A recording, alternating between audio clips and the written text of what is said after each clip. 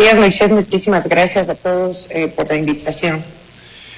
Bien, asambleísta, para entrar en conversación, en buena hora los asambleístas por la provincia decidieron unirse por una sola causa, que al final del día tuvo un resultado positivo también en el amplio cuerpo legislativo de la Asamblea Nacional. Esta decisión de pedirle a los ministros del Interior y de Defensa que expliquen de una vez por todas qué es lo que pasa, por qué los números de ellos hablan de una reducción de la violencia, pero lo que vemos todos en las calles es lo contrario. Quiero consultarle, asambleísta, cómo avanza esta petición y aprobación de la Asamblea Nacional para invitarles a los ministros a que comparezcan. ¿Ya hay fecha? ¿Cuándo va a ser? ¿Qué comisión va a escuchar a los ministros de Estado? ¿O será una comparecencia ante todo el Pleno de la Asamblea? Bueno, creo que sí es muy importante. Ya hemos venido trabajando en algunos temas, la mayoría de los asambleístas de la provincia. En vista de las cosas que están sucediendo en la provincia, y más aún cuando han planteado que tienen trasladado el bloque de seguridad a la provincia, y vemos que lastimosamente las muertes no paran, la violencia se inunda por todas las calles, enluta familias, de familias de conocidos, de amigos, de vecinos, de ciudadanía en general. Si bien es cierto que puede existir o no una diferencia en los números, no estamos hablando de números, estamos hablando de personas. Y creo que nuestra obligación es estar vigilantes, porque cada una de esas vidas significan, familia significa terrible, o sea, dolor, muerte. Y consideramos que era importante, ya que en las distintas comisiones a veces se les cita a los ministros y no van, no comparecen. Así que la comparecencia que hemos solicitado es una comparecencia al Pleno, pero no para dar un informe en las condiciones que ellos quieran. O sea, normalmente los ministros que tienen obligación, ¿no es cierto?, de ir a la Asamblea y dar su informe de funciones, un poco hablan de lo que ellos consideran que deben comentar. En este caso nosotros hemos hecho una petición de varios puntos en la que incluso se han sumado, nosotros inicialmente lo habíamos pedido por la provincia de Manabí, y se han sumado en el Pleno voces de otras provincias y se les ha pedido comparecer en relación a todas las provincias que están en estado de excepción. Aparte de eso, hacer un informe económico de cómo está la situación, porque no solamente las muertes que han existido en la provincia, pero aparte de eso, en las comparecencias que han tenido, por ejemplo, en mi comisión de régimen económico, el delegado del Ministerio de Defensa nos explicaba que del primer cuatrimestre de enero a mayo, el presupuesto de inversión en el Ministerio de Defensa es del 0% utilizado. Eso sí nos llama muchísimo la atención, porque la declaración de estado de guerra interna fue el 9 de enero y asumimos que, por supuesto, necesita tener recursos, cosa que no hemos visto. Ahora, la ministra Palencia, porque el señor de Defensa no hemos escuchado mayor comentarios sobre la Asamblea Nacional, pero la ministra del Interior, la señora Palencia, ha dicho que no confía en esta Asamblea, que no le genera credibilidad a esta Asamblea. Puede ser también porque está a puertas de su juicio político. ¿Ustedes creen que los asambleístas asistirán a rendirle cuentas a ustedes y a la ciudadanía, particularmente sobre lo que se les convoca?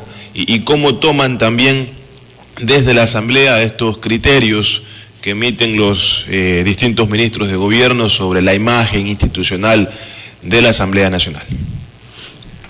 Bueno, hemos visto que hace algún tiempo atrás, sin embargo, la Asamblea le ha aprobado absolutamente todas las leyes del presidente al Ejecutivo. En todas las leyes que ha mandado el Ejecutivo se las ha pasado a la Asamblea, incluso con mayoría de votos. Sin embargo, hemos visto que, por supuesto, cuando uno empieza una campaña electoral necesita encontrar un contendor. Qué mejor que la Asamblea, que al ser una institución colegiada con muchísimos miembros, tiene una reacción un poco lenta en la contestación. Y lastimosamente no se da cuenta que es el primer poder del Estado en el que estamos representados todos los ciudadanos de todo el país. Y sí hemos oído las expresiones de la ministra, más que no la credibilidad. Ella dice que no nos respeta. Sin embargo, es importante entender que nosotros no le estamos haciendo una citación a la señora Mónica Palencia, sino a la ministra del Interior. como institución.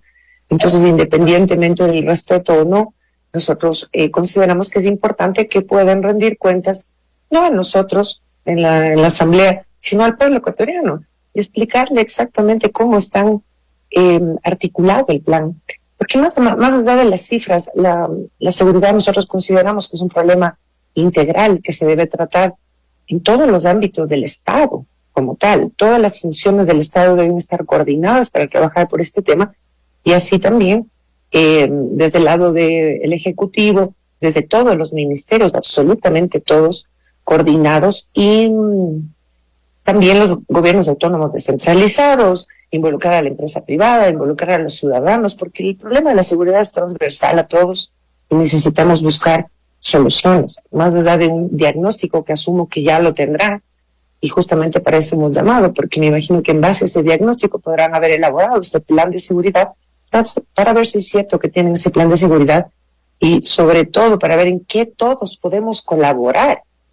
Importante que desde la Asamblea, como he dicho, nos ha buscado una forma más bien de confrontar, aunque para poder salir del problema de seguridad es un problema que tenemos que colaborar desde todos los sectores y desde todas las instancias del Estado.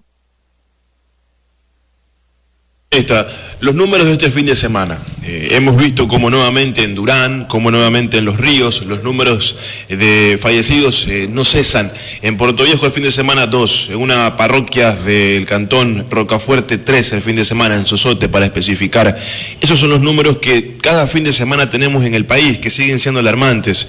Y llama la atención cómo quienes están hoy enfrente de las decisiones de seguridad del gobierno explican en las ruedas de prensa y se lavan las manos y dicen, bueno, es que todas las personas que fueron víctimas de homicidios en las calles del país ya tenían antecedentes penales. Esa es la forma de decirle a la ciudadanía que las cosas están funcionando, que los que mueren en las calles son los malos, pero no damos cuenta también de las víctimas colaterales que tenemos por este tipo de hechos violentos en las calles. Yo quiero hacer la pregunta particular, ¿qué pasa o qué acciones va a tomar la Asamblea si mañana ambos ministros deciden no ir, como ha venido sucediendo ya cada que la Asamblea les convoca a rendir cuentas?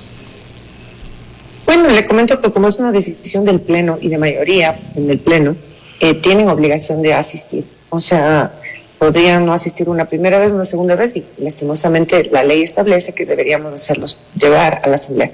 Yo creo que eso no va a suceder. Creo que es importante que rindan cuentas. Y más que cuentas, porque aquí yo creo que no es un problema de buscar culpables. Entendamos que esto no es una cosa que apareció de la noche a la mañana. Sin embargo, lo que queremos es saber realmente cómo está articulado este plan para ver en qué podemos colaborar cada una de las personas y todas las instituciones del Estado, porque lo que aquí es importante es solucionar el problema que estamos teniendo y ver que muchas veces que yo sí he hecho un llamado y ustedes conocen mi forma de pensar, a ser humildes. Cuando a veces nosotros sentimos que algo nos queda grande, es importante buscar ayuda, buscar gente, expertos. Nosotros lo que hemos llamado es a que rindan cuentas. ¿Con cuál objetivo? El objetivo de abrir una gran mesa en la que puedan estar sentados academia, expertos nacionales y extranjeros, las instituciones, los ministerios, la sociedad civil, la empresa privada, los gobiernos autónomos descentralizados, y armar un gran plan nacional, porque como yo le decía, si bien es cierto que se habla de cifras y lastimosamente hemos llegado a un punto en el que nos acostumbramos y oímos, hay 10 muertos acá, 8 muertos acá, entran a un cuerpo de bomberos, disparan, llegan a cualquier lugar, a un restaurante, a tomar un café, y lastimosamente eso produce zozobra en la población, y como es lógico, y deteriora la economía y se vuelve un círculo vicioso. Necesitamos buscar una solución para salir de este círculo vicioso. Son las 7 de la mañana con 43 minutos. Asambleísta, le saludo Arturo Vinuesa, un gusto, buenos días. Le he escuchado con mucha precisión los datos que usted acaba de dar y consulto, ¿usted cree que aún está el bloque de seguridad en Manta y también sin esa ciudad? Usted se la escucha hablar mucho del tema de la seguridad. ¿Usted conversa con la alcaldesa, con las cámaras, con la gente vinculada también a muchos sectores que están preocupados por lo que hoy se vive en el puerto Manabita? Porque la defensa debe ser general, global, para el cantón y para la provincia, porque si usted trabaja aisladamente y las otras autoridades prácticamente no dicen nada, es como que todo cae en saco roto, asambleísta. Bueno, mucho gusto, muchísimas gracias. Creo que es importante entender, como les decía, que esto es un problema estructural, integral, en el que el bloque de seguridad y desde el Ejecutivo deberían en su plan, ¿no es cierto?, cualquier plan. Yo no me jacto en lo absoluto de conocer sobre, con experiencia o con así por profundidad el problema de la seguridad. Sin embargo, en esta preocupación yo he estado leyendo, investigando, y sí nos gustaría saber, porque un plan de seguridad de estructura, un diagnóstico, estructura ciertos objetivos que puedan ser medibles, y también las acciones que tienen que elaborar y que tienen que llevar adelante cada uno de los ministerios. Entendamos que desde el Ministerio de Cultura, aunque suene absurdo, todos los ministerios de ahí para adelante tienen necesidad de colaborar y coayudar. El Ministerio de Trabajo debería estar buscando forma de incentivar las fuentes de empleo formales. Desde el Ministerio de Cultura debería haber una gran campaña para que incluso en la forma en la que nos tratamos, en la que últimamente tenemos una forma de tratarnos desde las familias, en los trabajos, en todo lado, de una manera beligerante que incrementa también la violencia en la forma de relacionarse. Desde el Ministerio de Obras Públicas, intervenir las zonas que son necesarias, intervenir con mejores carreteras, mejores vías, para que no haya este problema de que por los baches, los huecos y los lugares mal hechos, ¿no es cierto?, tenemos incidencia de delincuencia. O sea, desde cada uno de los espacios. He visto recién el día de ayer que en la alcaldía de Puerto Viejo se está intentando hacer un lanzamiento de un plan y un proyecto de seguridad desde el GAT. Creo que eso le corresponde al Ejecutivo articular con todas las instancias, judicial, desde el Legislativo, porque así nosotros también desde el Legislativo, si es que tenemos realmente estructurado este plan y ya armado, podríamos decir muy bien, hace falta normativa, ¿cómo podemos ir con la normativa? Hace falta fiscalización en ciertos sectores, ¿cómo podemos avanzar con eso? Y desde la ciudadanía también aprender un autocontrol y una autoprotección, porque ya le digo, o sea, esto nos involucra a todos. Tenemos vecinos que han logrado salir y mejorar las condiciones de vida de su población y que obviamente ha bajado el nivel de delincuencia, de violencia que estaban viviendo. Entonces, y tenemos grandes expertos nacionales que podrían sentarse en una gran mesa y buscar una solución conjunta, porque como le decía, no se trata de números, sino de personas. 7:46. Vamos a otro tema. El gobierno dice que va a renegociar la concesión del puerto de Manta. Incluso hay un informe de parte de la Contraloría que ha emitido que hay 48 observaciones a esa concesión con la delegación de la empresa chilena Angunza, y que el canon que paga esta firma es bajo, mientras que la autoridad portuaria de Manta tiene un millonario déficit.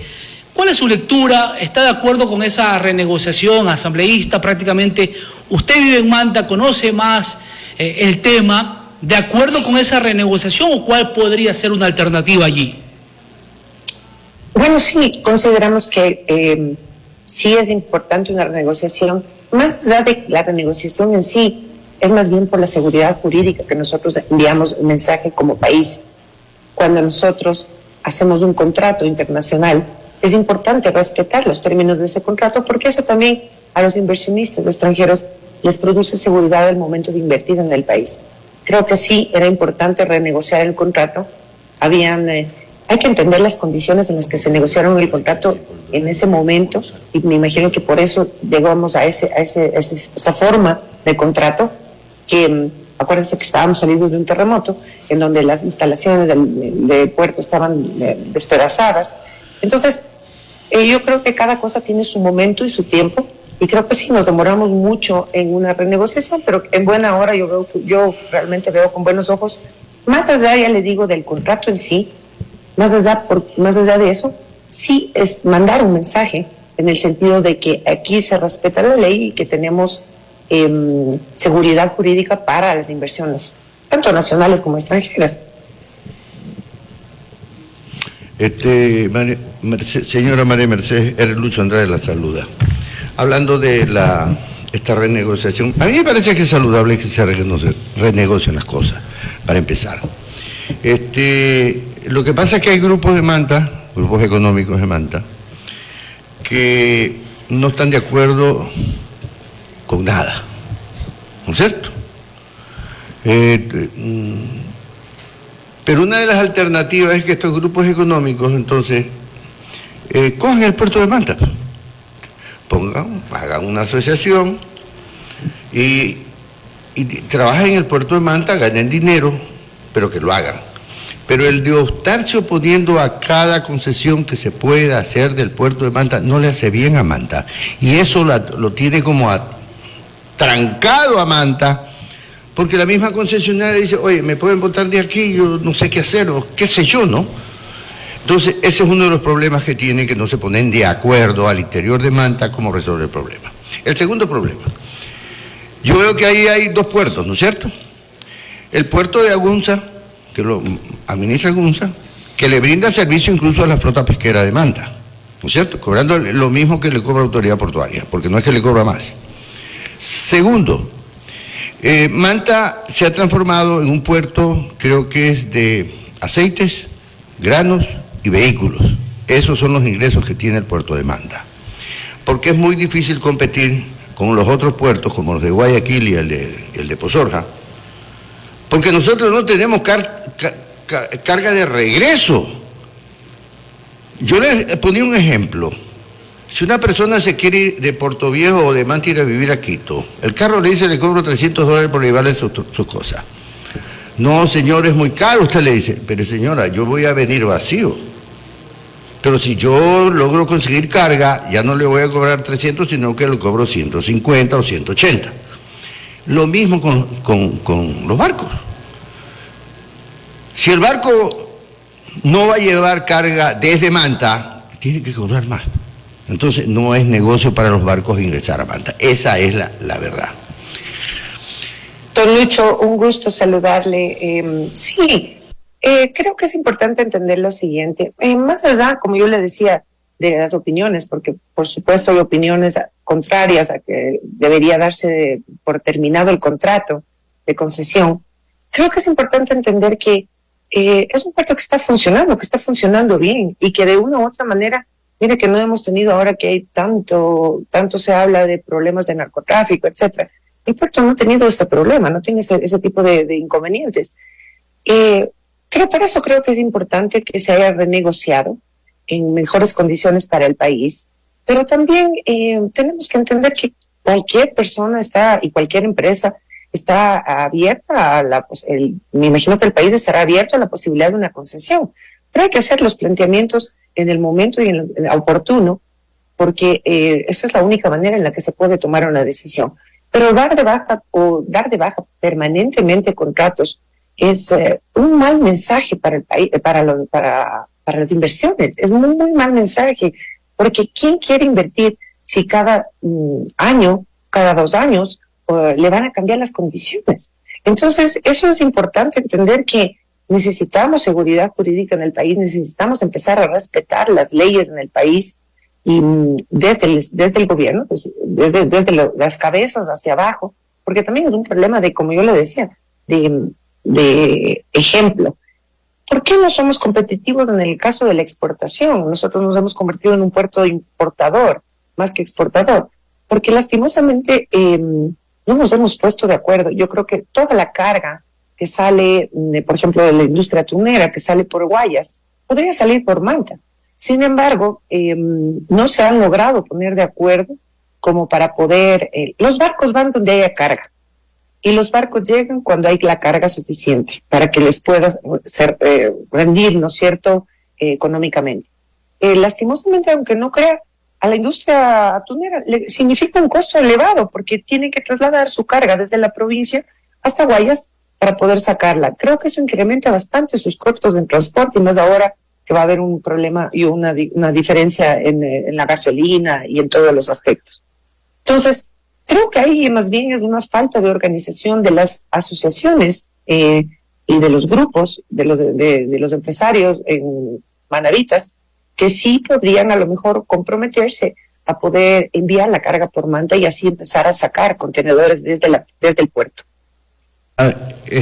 Adicionalmente eso, asambleísta, lo que le quería preguntar es, de los ingresos del puerto que van al erario nacional, ¿cuánto le regresa a la Autoridad Portuaria de Manta? Y dos, ¿qué personal tiene la Autoridad Portuaria de Manta para poder controlar una concesión y administrar el pedacito de puerto que ellos administran, ¿no es cierto?, en donde no tienen dinero ni siquiera para poderle dar mantenimiento? Y discúlpeme, yo he estado en esa parte del puerto que tiene Autoridad Portuaria, apesta, ni siquiera pueden resolver esos malos olores que tiene. Pero el problema nace es, ¿cuánto le devuelve el Estado a Autoridad Portuaria de Manta? Bueno, justamente por eso la renegociación. No tengo las cifras exactas, pero tengo entendido que en la actualidad el contrato establecía que se le entrega alrededor de, creo que del 2 o el 3% de las regalías de los ingresos del puerto. No se olviden de una cosa, esta concesión fue hecha hace mucho tiempo en unas condiciones especiales en el puerto, en las que la compañía también se comprometía a hacer mejoras y avances en el puerto, que sí las hemos vivido bien. Ahora, en la actualidad, lo que tengo entendido es que en la renegociación creo que llegarán más o menos al 7.5, 8%, que eso es lo que más o menos se ha oído, para el erario nacional. Ahora, hemos visto también de hubo una iniciativa de una fiscalización del puerto con el objetivo de que se vaya, cosa que, como ya les repito, a lo mejor no es la concesión ideal, pero tenemos una concesión y debemos aprender a respetar ese proceso. Creo que pasado el tiempo de la concesión, habrá la posibilidad de armar unos nuevos consorcios y licitar. Lo mismo que está sucediendo, que estábamos pidiendo con el aeropuerto de Manta. Entendamos una cosa, el Estado no está en las condiciones para poder mantenerlo, manejarlo, y no tiene los recursos ni el tiempo, aunque el aeropuerto en la actualidad ya se autoabastece. Nosotros hemos dicho, busquemos una forma de que haya un administrador que tenga toda o sea, que sea su función principal y que pueda no solamente administrar y mantener el aeropuerto, sino de incentivar la llegada de nuevos vuelos. Y como yo le decía, tanto el aeropuerto como el puerto de Manta no son de Manta, son de la provincia de Manabí y sobre todo es un puerto y un aeropuerto del país. Hay que darles la importancia necesaria a cada cosa. Cambiando un poco la página, el día viernes estaba convocado para conversar en la Asamblea Nacional autoridades del CASES y también estudiantes de las distintas carreras de salud, estudiantes de medicina, enfermería, odontología, entre otras carreras. Hay problemas que están agobiando a los estudiantes del sistema de salud del país. Hablan del examen del CASES, estudiantes que tienen 3, 4 veces sin poderlos aprobar, y algunos de ellos tienen que volver a estudiar la carrera o los últimos semestres para volver a rendir el examen. Otros hablan también de las inconformidades que existen en el sistema rural, nuevamente el problema del estipendio para quienes ejercen estas carreras de salud. ¿Por qué no asistieron las autoridades del CASES? ¿Se excusaron? ¿Habrá una segunda mesa de trabajo en la que, entiende usted, encabeza estas conversaciones? ¿Cuál es el propósito y cuáles son las peticiones también de los estudiantes del sistema de salud? Bueno, le comento que ya no son estudiantes, son profesionales, han pasado en el caso de medicina, los 6 años más del internado y el externado. Lo que están es tratando de acceder a la rural, porque el examen del CASES es un examen de acreditación que ya les puede permitir ejercer a los médicos, a los enfermeros y a los odontólogos. Lastimosamente es gravísimo lo que está sucediendo. Son 8.200 profesionales que han dado el examen, de los cuales en una primera instancia se había hablado de que solamente el 10% había pasado el examen. Eso es gravísimo, porque quiere decir que el examen está definitivamente, hay un problema didáctico, hay un problema técnico, hay un problema de elaboración del examen. Cuando todos conocemos que en una aula de clases, cuando un examen se toma y menos de la mitad de los alumnos reprueban o más de la mitad de los alumnos reprueban, ya no es un problema de los alumnos, es un problema también de la metodología en la que se está aplicando este examen. En la angustia que hemos visto con estas personas, estos ciudadanos, nosotros hemos acogido el caso porque es gravísimo lo que sucede. No entendemos un número, así mismo como yo les decía, 8.200, pero no entendemos la realidad de que están viviendo cada uno de ellos. Tenemos alumnos que han salido de la universidad, han hecho su externado y que no accedieron al CASE, sino que salieron a hacer una especialidad. Y hay personas que han llegado ya con especialidad y que no pasan el examen. Imagínense que las denuncias son que el examen del CASES, como son 3 carreras, se mezclan, en las preguntas están mezcladas las carreras, y a un médico le preguntan sobre alguna muela, a un odontólogo le preguntan sobre alguna célula cancerosa. Entonces eso es terrible. Hemos visto y hemos oído infinidad de denuncias también de que existen cursos paralelos para poder aprobar el CASES. Se oye incluso también de corrupción en el sentido de los puntos. Entonces nosotros tratamos inicialmente para solucionar de manera inmediata, porque el 1 de agosto empiezan los rurales, habíamos tratado de manera inmediata de citarles a los señores del CASES y buscar una mediación, buscar una mesa técnica que pudiéramos llegar a un acuerdo, al menos en este caso hasta poder entrar en un proceso de fiscalización. Los señores del CASES lastimosamente no han querido comparecer porque era más bien de manera voluntaria. Así que ahora vamos a avanzar con un proceso de fiscalización, no queda más, y poder solventar las dudas. Para que tengan una idea, existen los alumnos, la única alternativa que tienen, no tienen un sistema de revisión del examen, sino la única alternativa que tienen es levantar una acción constitucional, de acción de protección.